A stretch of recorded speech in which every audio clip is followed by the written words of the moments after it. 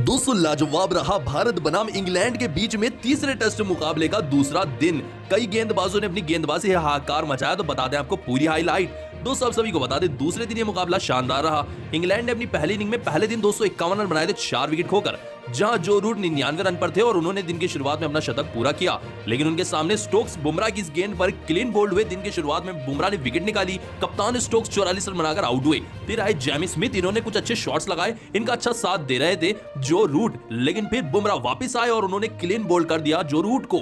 104 run बनाकर root की बड़ी विकेट मिली भारतीय टीम को। दोस्तों इनकी अगली ही गेंद पर क्रिस वोक्स भी बुमराह के 2 गेंदों पर दूसरे विकेट के शिकार बने। दोस्तों लेकिन जेमी स्मिथ ने इस मुकाबले में बेहतरीन पारी खेली और अर्धशतक लगाया। 350 के पार इन्होंने लेकर चले गए इनिंग को। अंत में बुमराह ने इस तरीके से विकेट निकालकर 5 विकेटें पूरी की और इंग्लैंड को ऑल आउट किया और जेमी स्मिथ को भी। दोस्तों अंत में जेमी स्मिथ ने 51 और उनके साथ ब्रेंडन कार्स ने 56 रनों की पारी खेली, जिसके चलते 387 रन तक इंग्लैंड की टीम पहुंच पाई। ऐसे में अब बारी थी भारतीय टीम की पहली इनिंग की। दोस्तों जायसवाल व राहुल ने शुरुआत तो अच्छी दिलाई, लेकिन 3 साल के बाद टेस्ट मुकाबले में वापसी कर रहे आर्चर ने आते ही इस तरीके से जायसवाल को स्लिप में आउट कराया बल्ले का एज के चलते, जिसके चलते 13 रन बनाकर जायसवाल आउट हुए। दोस्तों उनके बाद करुण नायर अच्छी बल्लेबाजी कर रहे थे, 40 रन तक पहुंच चुके थे केएल राहुल के साथ।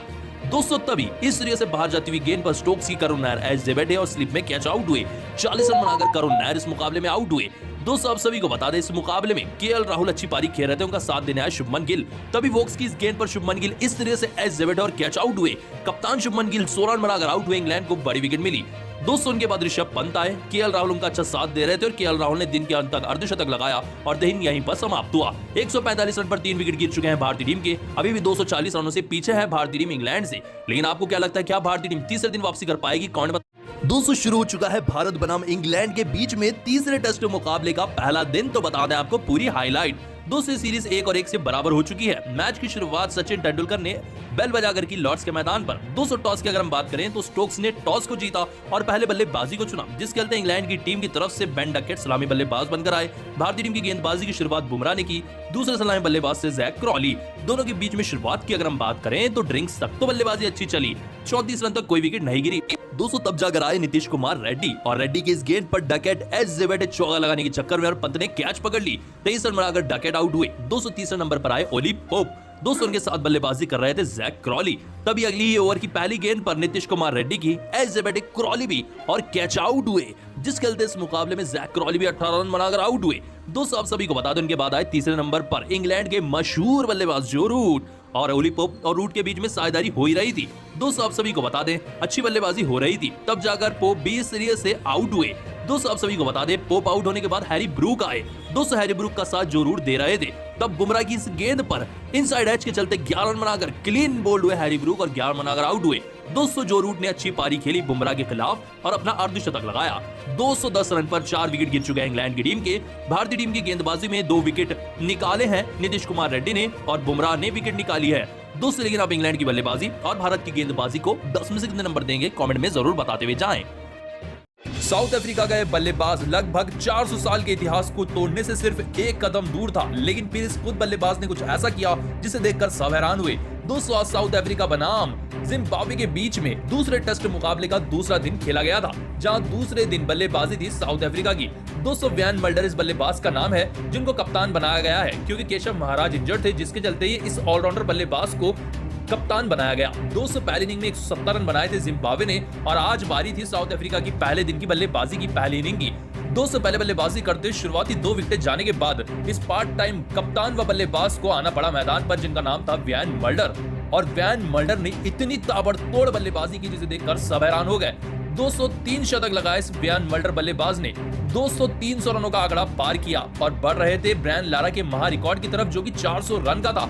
लेकिन जैसे ये 367 रन पर पहुंच गए, इन्होंने अपनी ही इनिंग को डिक्लेयर कर दिया। जी हां दोस्तों, 400 रन का ब्रायन लारा का जो महा रिकॉर्ड था, जो आज तक कोई नहीं तोड़ पाया है, उससे एक कदम दूर थे वैन मल्डर, लेकिन उन्होंने इस रिकॉर्ड को तोड़ना नहीं चाहा। मैच के बाद उन्होंने कहा कि मैं ब्रायन लारा के 400 रन के रिकॉर्ड को नहीं तोड़ना चाहता था, इसलिए 367 रन पर ही मैंने अपनी इनिंग डिक्लेयर की और साउथ अफ्रीका की टीम काफी विनिंग पोजीशन में। ब्रायन लारा की लेगेसी को खत्म नहीं करना चाहते थे मल्डर, इसीलिए उन्होंने 367 रन पर ही अपनी इनिंग को डिक्लेयर कर दिया, वरना ये किसी भी हाल में आज 400 रनों का आंकड़ा पार करके इतिहास रच सकते थे।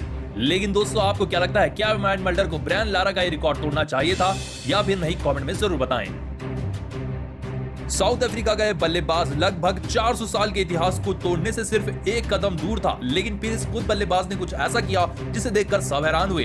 दोस्तों, आज साउथ अफ्रीका बनाम जिम्बाब्वे के बीच में दूसरे टेस्ट मुकाबले का दूसरा दिन खेला गया था, जहां दूसरे दिन बल्लेबाजी थी साउथ अफ्रीका की। दोस्तों, वैन मल्डर इस बल्लेबाज का नाम है जिनको कप्तान बनाया गया है, क्योंकि केशव महाराज इंजर्ड थे, जिसके चलते ही इस ऑलराउंडर बल्लेबाज को कप्तान बनाया गया। दोस्तों, पहली इनिंग में 170 रन बनाए थे जिम्बाब्वे ने, और आज बारी थी साउथ अफ्रीका की पहले दिन की बल्लेबाजी की पहली इनिंग की। दोस्तों, पहले बल्लेबाजी करते शुरुआती 2 विकेट जाने के बाद इस पार्ट टाइम कप्तान व बल्लेबाज को आना पड़ा मैदान पर, जिनका नाम था वैन मल्डर। और वैन मल्डर ने इतनी ताबड़तोड़ बल्लेबाजी की जिसे देखकर सब हैरान हो गए। 203 शतक लगाए इस वैन मल्डर बल्लेबाज ने, 300 रनों का आंकड़ा पार किया और बढ़ रहे थे ब्रायन लारा के महा रिकॉर्ड की तरफ, जो कि 400 रन का था। लेकिन जैसे ये 367 रन पर पहुंच गए, इन्होंने अपनी ही इनिंग को डिक्लेयर कर दिया। जी हां दोस्तों, 400 रन का ब्रायन लारा का जो महा रिकॉर्ड था, जो आज तक कोई नहीं तोड़ पाया है, उससे एक कदम दूर थे वैन मल्डर, लेकिन उन्होंने इस रिकॉर्ड को तोड़ना नहीं चाहा। मैच के बाद उन्होंने कहा कि मैं ब्रायन लारा के 400 रन के रिकॉर्ड को नहीं तोड़ना चाहता था, इसलिए 367 रन पर ही मैंने अपनी इनिंग डिक्लेयर की, और साउथ अफ्रीका की टीम काफी विनिंग पोजीशन में भी थी।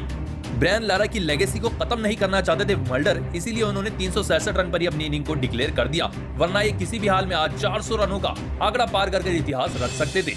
लेकिन दोस्तों, आपको क्या लगता है, क्या वैन मल्डर को ब्रायन लारा का ये रिकॉर्ड तोड़ना चाहिए था या फिर नहीं? कमेंट में जरूर बताएं।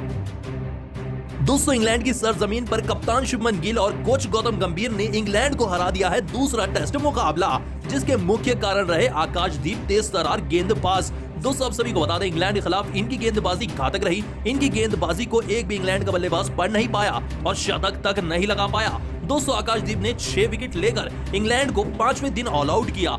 दोस्तों, आप सभी को बता दें, इनकी शानदार गेंदबाजी की वजह से ही भारतीय टीम में मुकाबला जीत पाई। दोस्तों, अगर रिकॉर्ड की अगर हम बात करें तो भारतीय टीम ने 336 रनों से इस महामुकाबले को जीत लिया। इस टेस्ट मुकाबले के 5